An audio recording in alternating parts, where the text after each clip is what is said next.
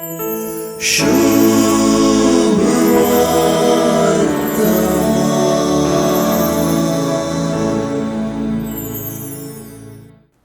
बुधवाराचे सुवार्थेंत मागणे गुपित भक्तीपणाचे साधन म्हणून शिकयल्लो जेजू आज तीच सुवार्ता मुंदोरून मागचे कशें म्हणून शिकयता.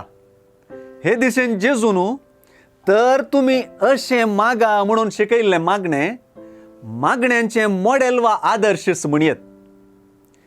जेजून शिकयलेल्या मागण्याचो सार वा केंद्रच देवाचेर वा सर्गींच्या आमच्या बापाचेर भार घालूंक शिकोवचो.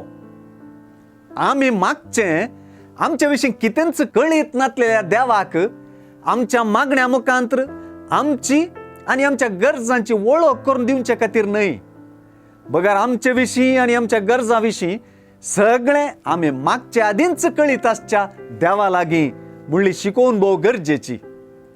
आनी ही शिकोवन मागण्याची दिशा आनी रीतच बदलूंची. ही रीत न्हय अनभावार्थ्यांची बगर भावार्थ्यांची. आमच्या बापा म्हणून नांवाडलेल्या मागण्यांत मनशाचेर भार घालूंक न्हय बगर देवाचेर भार घालूंक शिकयलां. ताचीच खुशी, ताचेंच राज आनी तें राज सार्वत्रीक. आमचें पोशण करचेंय ताणेंच. हे सगळे उले येवंक आसच्या सर्गींच्या राजा विशीं आमचें गुमान व्हरतात आनी दैवीक मांडावळींत आमकांच मेतेर करूंक शिकयतात.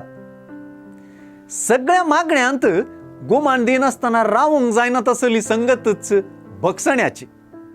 मागण्यांत ही गजाल व्यक्त जाल्या तशी मागण्या उपरांतले शिकवणेन ती जेजून व्यक्त केल्या.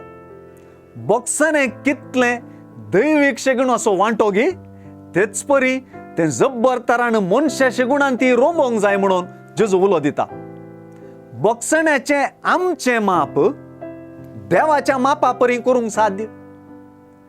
आमी मागच्या आदींच आमच्यो गरजो कळीत आसच्या देवाक आमी कितलें बक्षितांव म्हणून कळीत ना.